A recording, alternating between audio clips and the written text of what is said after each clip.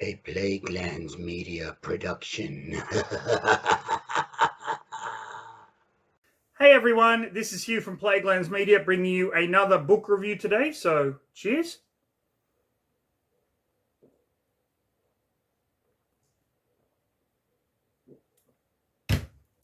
Now, the book that I'm bringing you today is a novel that was written in 1973, and it's actually a novelization of a comic strip. The character I'm going to be talking about is one that is near and dear to my heart. I grew up reading these comics, and that, of course, is The Phantom. I'm looking at The Story of the Phantom by Lee Falk. Lee Falk created the character of the Phantom in 1936 as a comic strip for newspaper syndication. And the comic is still going to this day. It's still being printed in 2024. Now, for those of you that don't know who the Phantom is, I'll give you a little bit of history as much as I know it. I am not an expert on the Phantom, and it's been a long time since I read any of the comic books, but the Phantom is a lineage-based, I'm going to say superhero, but he actually has no superpowers. Or in one instance, she, because there was once a female Phantom. So back in, I believe, 1536, Christopher Walker, his father was killed by pirates, and he decided to punish all evildoers and took on the mantle of the Phantom. And then that mantle would pass on to his son, and then his son would pass it on to his son. So the legend grew up that the Phantom is the ghost who walks, the man who can never die. And he has a ring, and when he punches someone, they get like a skull thing on the head. It's really fucking cool. Now, what is interesting about the Phantom, the character himself, is that he really is the precursor to what we consider modern-day superheroes. He was the first hero to wear a skin-tight suit. He was the first hero to have a mask in the comic strip that had the eyes just all white, very much like what you see Spider-Man wearing today. So a lot of these things that we know and love in comic books and to a lesser extent pop culture stem from these pulp heroes such as the Phantom, the Shadow, and characters along those lines.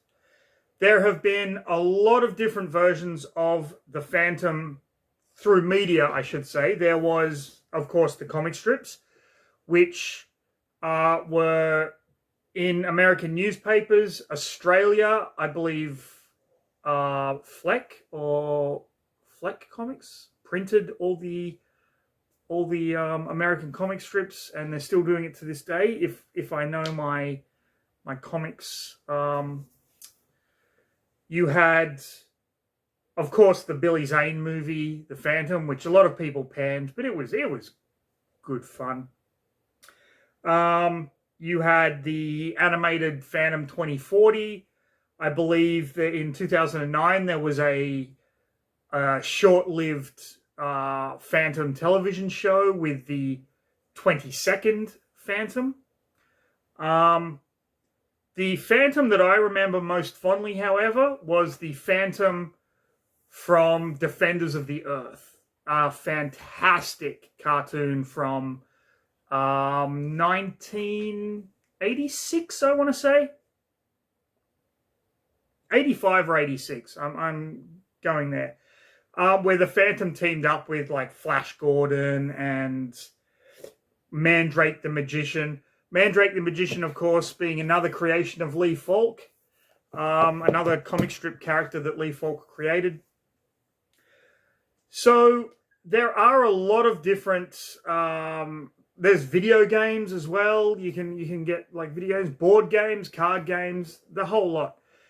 Lately, we've seen the Phantom gain a bit of a resurgence with some new board games and card games coming out, which I think is fantastic. This is a character that shouldn't be forgotten, that is so important, that is so iconic, that kind of needs to be in the public consciousness every so often. Bring the Phantom back up. Now, the story of the Phantom, the novel, is actually based on a Lee Falk comic strip called Childhood of the Phantom. In this book, we get the origin story of Kit Walker, who is the 21st Phantom. We get everything from his birth to when he actually takes up the mantle of the Phantom. The Phantom lives in the Skull Cave on the island of Bengala. There are a lot of, how do I put this?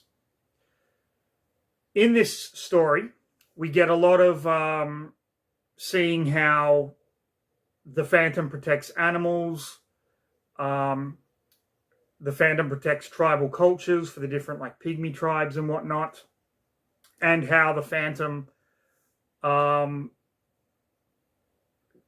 of fights the Singh Brotherhood and the pirates and evildoers and whatnot. People like that. I absolutely loved this book because I didn't know a lot of the backstory of the Phantom. I mean, I knew when one Phantom dies, the sun takes over. But knowing Kit Walker's origin, how he met his wife, all of that kind of thing was absolutely fascinating to me. But fans of the Phantom are going to really enjoy it. Fans of pulp action heroes, probably not, because there's very little action in this book. This is really just Kit Walker growing up. So be warned, that is what you are going to kind of get if you decide to read this. If you don't want to read it, but you want to know what happens, I'm going to give, I guess, a spoiler-filled review, but it's not going to be very long because not a lot actually happens. I'll just kind of hint on the key parts of Kit Walker's life. So, if that's what you want, stick around for the next episode of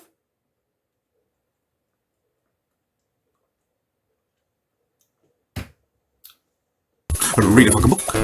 Read a fucking book. Read a fucking book. People.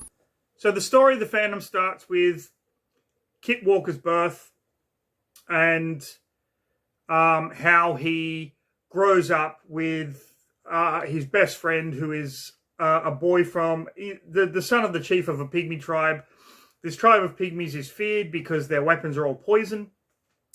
And this boy, Guran, basically stays by Kit's side the entire time.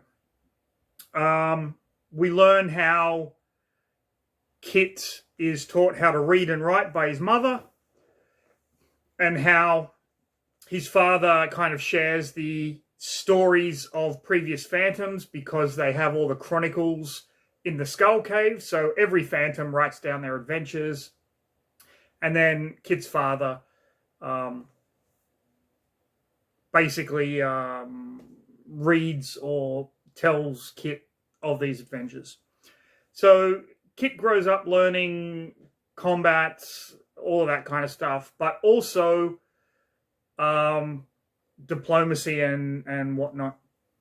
The Phantom, of course, is rich. There's a lot of treasure in the Skull Cave because, as the Phantom says, it's very rude when a king gives you a chest of gold to say no. Kit watches his father perform certain heroic feats, such as killing a wounded tiger that has been attacking people in this village. Something that Kit's father doesn't actually want to do because he's kind of an animal rights advocate, but he's forced to do it because the tiger is so wounded that it's kind of gone crazy. We also hear about how Kit's father met his mother and how he rescued her from the rope people, this tribe of pygmies that live in the trees, and how Kit's father had to perform similar deeds to his own father because the rope people believed that the Phantom was the same one that they had met, but it wasn't. It was a whole little miscommunication thing, but it was actually really entertaining. When he's 12 years old, Kit is sent over to America with Guran to live with his aunt and uncle on his mother's side. His uncle fucking hates him. The kids think he's weird. He's bullied at school, but then he beats the shit out of the bully. And ultimately, when a little girl goes missing, Kit manages to find her, and that little girl is Diana, who will go on to become his wife in the future. So Guran, who is sent over with him, doesn't really fit in and ends up going back to Bengala. Kit and Diane kind of court and are in love, and then he goes to college, and while he's in college, he's sent a message saying you have to come back because your father has been gravely wounded. Now, he knows that his father often went off on missions and came back with gunshot wounds and knife wounds and things like that. I believe at this point his mother had passed away, and so he goes back to Bengala and reunites with Guran and sees his father and talks with his father, and then his father passes away. So the 20th Phantom dies, and Kit Walker then becomes the 21st Phantom. That's the book. That's it. As I said, not a lot happens. But you know what? Doesn't fucking matter. It doesn't matter because the Phantom is such an iconic character that any part of the Phantom's backstory that I get that I didn't already know, worth it. Every minute was worth it to me. Brilliant when you read about a character like Diana. Oh, that's the woman he eventually marries and blah, blah. But he met her when he was much younger, when he was like 12 years old. That's really cool. I really enjoyed that. Learning about the different Phantoms as well that his father talks about. Lee Falk was a huge fan of Shakespeare. So there were a lot of references in the comics to Shakespearean things, but one of the funniest parts of this was the third Phantom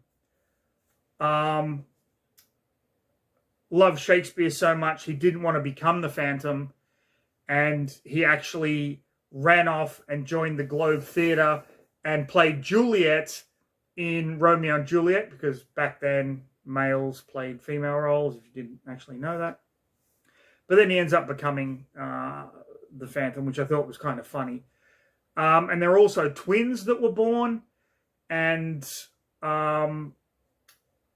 when the boy is gravely injured, his twin sister takes up the mantle of the Phantom. So there is one female Phantom that very short-lived, but still really, really cool. And she takes up the mantle just so her brother can heal after taking on like a boat full of pirates. It's little details like that that just make this book so enjoyable for someone like me who absolutely loved the Phantom as a kid. The old black and white comics are still iconic. I can still see a lot of the covers in my mind's eye with the grey suit and the blue background. Just really, really phenomenal. If you don't want to read the book, at least go and check out the comics. I would even say go and watch the Billy Zane movie. It's not a great film, and it does kind of shit on the origin of the Phantom a little bit, but it's still a lot of fun. It's just a pulpy... It came out around the same time as The Shadow, and those pulp characters are just a hell of a lot of fun. So this was the story of the Phantom. Hope you enjoyed the video. Like, subscribe, leave a comment, do all the fucking YouTube stuff. You know the procedure. I'm just going to take a break while you do it now.